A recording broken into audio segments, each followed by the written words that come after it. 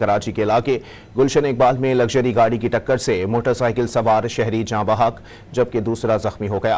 Rescue हुकाम के मुताबिक हादसा तेज रफ्तारी के बाइस पेश आया, जिसके बाद शहरी मुश्तइल हो गए और गाड़ी को आग लगा दी। इस दौरान गाड़ी का टैंक धमाके से फट गया।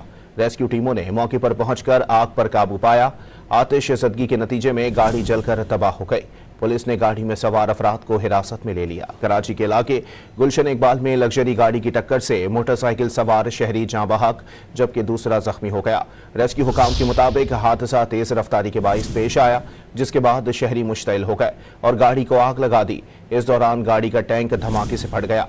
रेस्क्यू टीमों ने मौके पर पहुंचकर आग पर काबू पाया। आतिश ज़दगी के नतीजे में गाड़ी जलकर तबाह हो गई।